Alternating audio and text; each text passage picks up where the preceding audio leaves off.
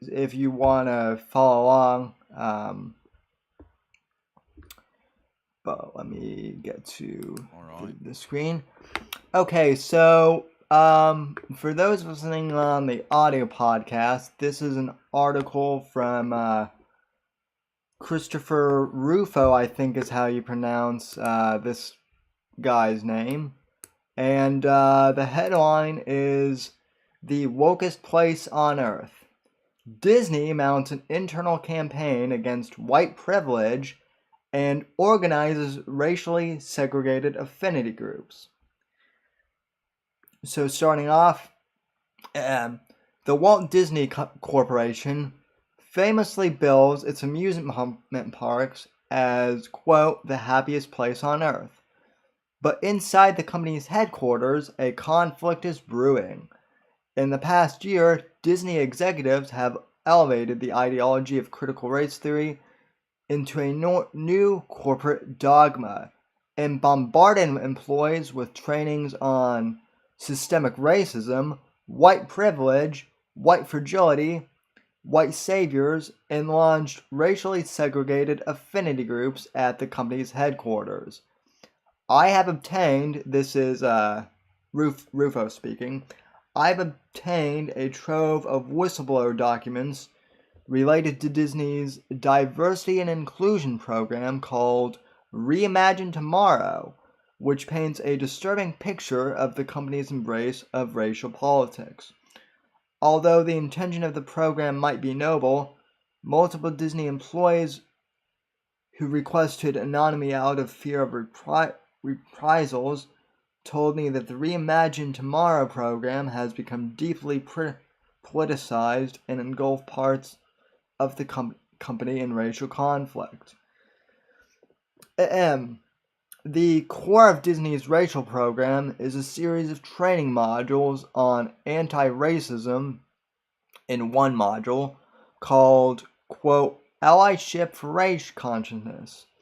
The company tells employees that they, quote, "must take ownership of educating themselves about structural anti-race, black racism, and that they should, quote, "not rely on their black colleagues to educate them," end quote, because it is, quote unquote, emotionally taxing. The United States, the document claims, has a long history of systemic racism and transphobia, and white employees in particular must work through their feelings of guilt, shame, and defensiveness to understand what is beneath them and what needs to be healed. Disney recommends that employees atone by challenging colorblind ideologies and rhetoric such as, quote, "all lives matter" and "I don't see color." They must listen with empathy to black colleagues and must not question or debate black colleagues' lived experiences. Okay, so this just keeps getting better. In another module called "What Can I Do About Racism?" You can suck a dick, in my opinion. No, that's not what it says. Disney tells employees that they should reject equality with a focus on equal treatment and access to opportunities, and instead strive for equity with a focus on the equality of outcome. The training also includes a series of lessons on implicit biases, microaggressions, and becoming an anti-racist.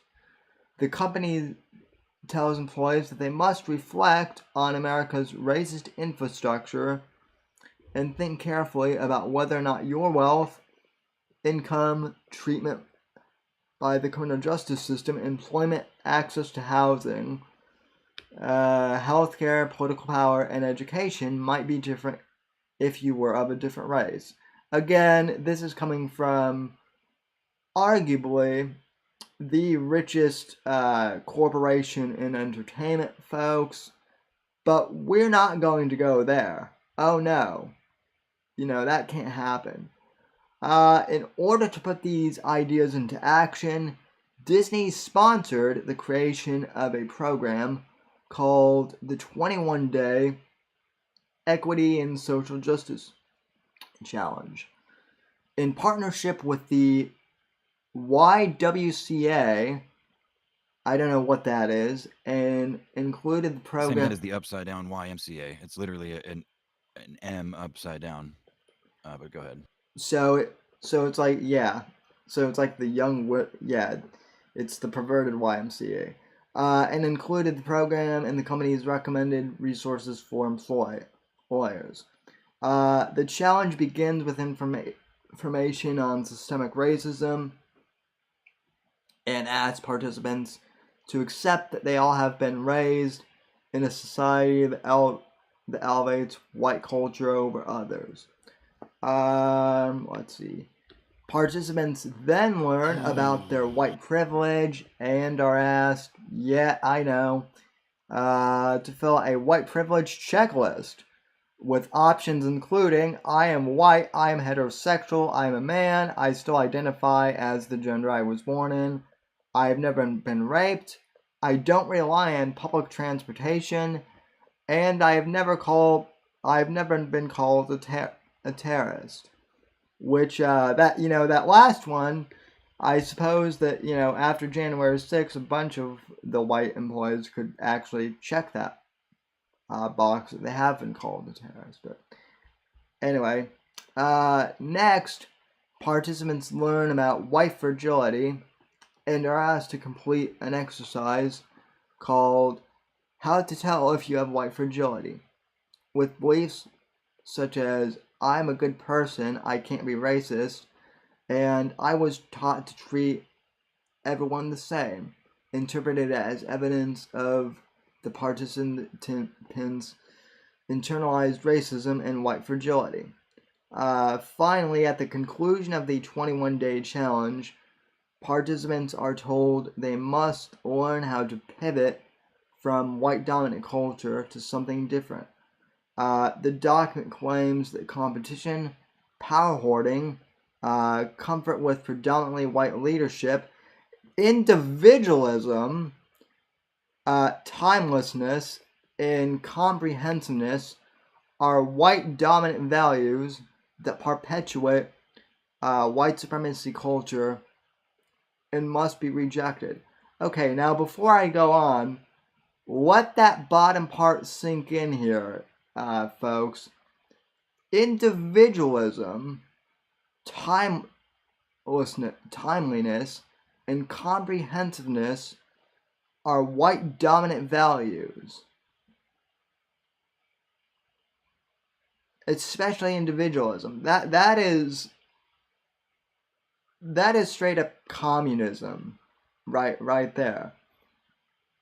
If you think anyone is overreacting, to Disney after that, I don't know what planet you're living on, bro, or sis, or whatever. Well, the problem, the way all this shit's worded, the language that's used, based, I mean, on the abundant evidence that we've seen over the last few years. I don't know if I sound any better. Apparently, I was quiet earlier, but Yeah, you do. The way this shit's all worded is like white dominant culture, or like white. It's all like it's so ambiguous. And I mean, yeah, there's obviously white people, but if a black family stands for, you know, something deemed white by whatever woke mob that they're surrounded by, that shit can be twisted and turned. I mean, again, we've seen it already, and it's honestly, this shit doesn't really scare me that much anymore because it's becoming a parody of itself on top of a parody of itself. It's like watching a self-eating mechanism. Well, yeah. I guess it doesn't really scare me. But I guess my point in bringing this up is people are like, oh, people on the right, they're just angry at Disney because they fired Gina Carano, and it's like, no. Gina Carano getting fired was a symptom of all this shit that we're talking about. Yeah, and again, right like if now. you if it none of it none of it matters really at the end of the day. Like Disney's a huge corporation; they own a lot of our entertainment, but that entertainment is entertainment, bro. Like, um, it's all pretty new too.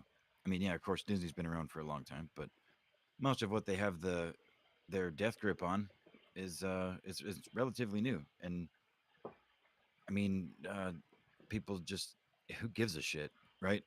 I mean, look, I get it. It's definitely offensive, and I'm worried for the next generation more than anything, how much they are forced to consume all this shit. But I don't. Again, I still stand by uh, the one the one pillar that I've had for all of the black pilled shit we talked about year and a half or so. Yeah. Um, We see a lot of it highlighted in various ways, but I don't think we're not that soft. A lot of people are for sure, but collectively I just don't think we are. I mean, and it's not just it's not just the fact that it's the entertainment industry though that I'm upset with, because you're right, the entertainment industry is who really cares about that. But I'm looking at this more from the perspective of, okay, well, what about the people who have worked at Disney for like a long ass time, who, granted, they might not be celebrities or anything like that, but they might be behind the scenes people who do production stuff, who actually like have manual labor jobs within the industry. They're not woke necessarily, but they're going to suffer because of this shit.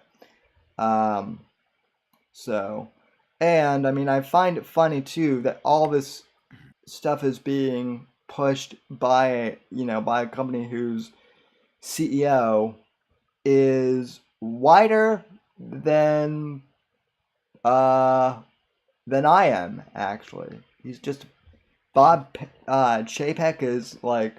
is a pasty white, old guy who's like in his 70s.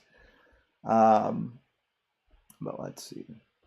Yeah, Um but I mean, in this day and age, man, I mean, if you've got a lot of those jobs that you're talking about are they're not worth a whole lot. They're created by you know a lot of them don't do shit, and the ones that do don't get paid enough. I mean, it's like any other industry, but it's become so inflated, falsely inflated in so many ways. Like it's been a meme for a long time. Like, pretty girl from a small town is gonna go to Hollywood, and then she's a crack whore and dies 10 years later. Some tragic story of like yeah. the smartest, most beautiful girl in a small town who's following some fucking dream that the big noses out west perpetuate to these young girls and boys as to what the ideal future is. And yeah, so fuck that shit. I mean, we're better off. And the more absurd, and again, the more of a parody they make themselves. Kids are not stupid. They like their shows, but they're not gonna eat this shit up, man. Like some of them will, but I just don't. Again, I just don't think. I don't think we're that broken yet No, as a I don't. species. We're pretty close, but I don't think we're broken yet either, and I do find amusing, though, that the movie industry essentially got like a big ass bailout the government because of the beer bug, uh, and this is the shit that they spend their money on. It's fucking hilarious, to me, that this no, I mean crap. it is. It's propaganda and rehashed attempts at. I mean, because I mean, it's been said ad nauseum for I don't even know how long. It feels like decades now that there's been one new movie to every 10 remakes of some classic, um, piece of film or play or something. You know what I mean? Some sort of remake, especially film. Remakes of remakes, and of remakes, you know, and fucking live action versions of classic Disney cartoons that are just abominations. I Like mean, hell, whatever. It's either a cash grab. It seems like it's either just a cash grab, a pull on the nostalgic chord for a generation that's still holding on to that shit, um, or it's some some form of subversive like propaganda. I wouldn't even really call it that because it all seems so stupid and like unorganized. The only organization to it is do what the mob says. And I mean, who's controlling the mob? I think is the conspiracy. But yeah, I think all these reactionary forces they definitely in cahoots to some degree and likely have some actual agendas. I mean, I now don't really care what they are. now here's But now I get now I guess here's the funny part of all this. Yeah, and yes, believe it or not, this actually does get funny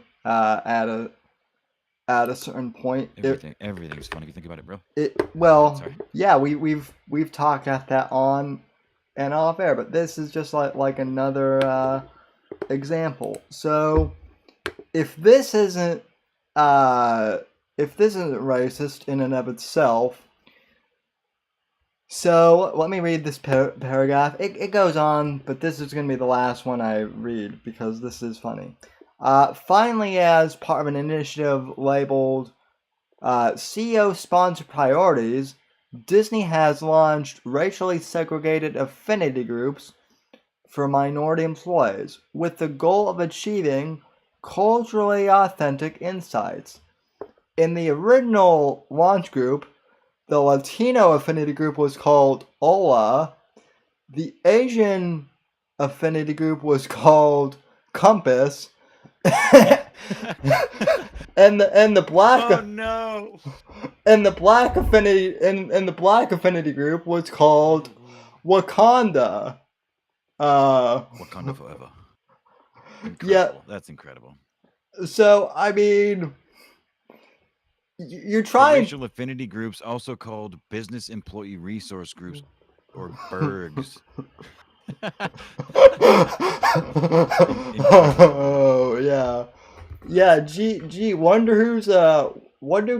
wonder who came up with that name.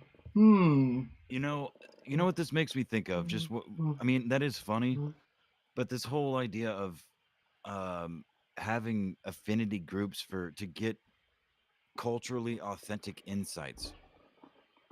Like does it do all of those cultures matter? Like I mean, of course there should be um well, maybe there shouldn't be, but people should obviously be open to other ideas and cultures that we didn't have exposure to growing up. If you don't know about them, everyone's fucking racist. Everything is prejudice. If it has a heartbeat, it's trying to protect something. For some reasons, it can't necessarily explain rationally. Um, but um, it just makes me think of the and I know you don't really play video games, but uh, um, what was it? I can't remember the name. Sucker Punch, I think, is the name of the Oh yeah, studio. I Came remember out with that game. they came out with Ghost of Tsushima Yeah. recently, and it's a Japanese themed game. It's an American studio, and they did their research and they understood the culture well enough to present it in a video game better than any. I mean, the Japanese fucking media, absolutely, it's a doll, and it's an American game. They're ashamed actually that Americans made such a culturally authentic Japanese game. Like it's fun to play and it stands. There's so much Japanese mythology and lore, and they didn't need to meet any quotas for that. They set out to tell a story about a culture and did so well that the people actually from that culture are highly proud and actually pretty racist, generally speaking, culture. I mean, they adore it, you know, Yeah. pretty much across the board. So, meet setting quotas and meeting them means jack fucking shit. Like if you have a goal, if you want to, okay, so your goal is to include all of these cultures, just amalgamate them into one thing. Well, and What's the priority? Like what's the goal? Is it profit? Is that not a white goal? I mean, are you just going to give everything away? Like, is the company going to dissolve when these affinity groups come together and turn it into a socialist company and boop, all the assets are gone and all the CEOs in these affinity groups are rich and have their own compounds and shit. I mean, uh, right? I mean, I don't who it seems so asinine. And again, it's why I say go for it. Just shh, go for it. Like, shh, we don't want to talk about the CEOs and their money. They're above all this in their in their not for long, man. compound. I don't think so. I really don't. Because No, all this shit, all this hype that they're building to these people that are eating it up, they're the ones that I think they're the sleepers, man. These I mean, again, there's a lot of fucking genuine retards out there, but people have been so filled with actual like bullshit, like false hope. And I mean, it's the meme from years ago about the red pill. It's that sort of thing where like I've seen it happen to people, and not even necessarily with anything specifically, but you know, um, after conversations seemingly endless in encounter to each other about a thing, one thing comes up and then or you show them one piece of evidence or connect one dot and it all fucking ma- you know it makes sense to them and they're like, oh shit. They kind of break out of the hive, and it happens both ways too. I mean, conspiracy theorists that have grown up that way their whole fucking lives here on the internet and think the earth is flat and shit. It's like eventually they're like, oh, if they come out of it, they're like, oh, like if you're fortunate enough to witness it. But yeah, I mean, I'm sorry, I'm rambling. no, you're good. No, I was gonna say too. We were kind of riffing at the beginning and saying, Cubans and Colombians, they're all the same. But in all seriousness, the other funny thing about this is, right, they have the Latino, group and the Asian group and whatnot, but there are so many different subcultures even within those ethnic groups.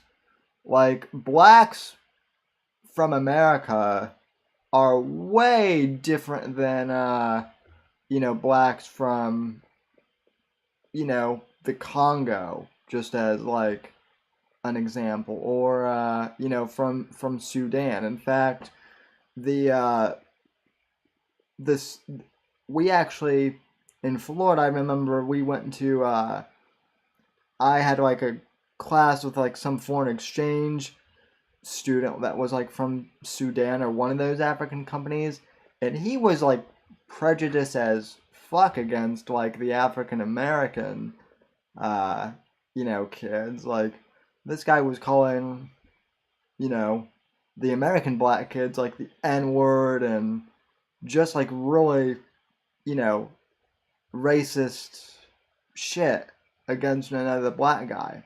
So it just goes to show again that this isn't all whitey.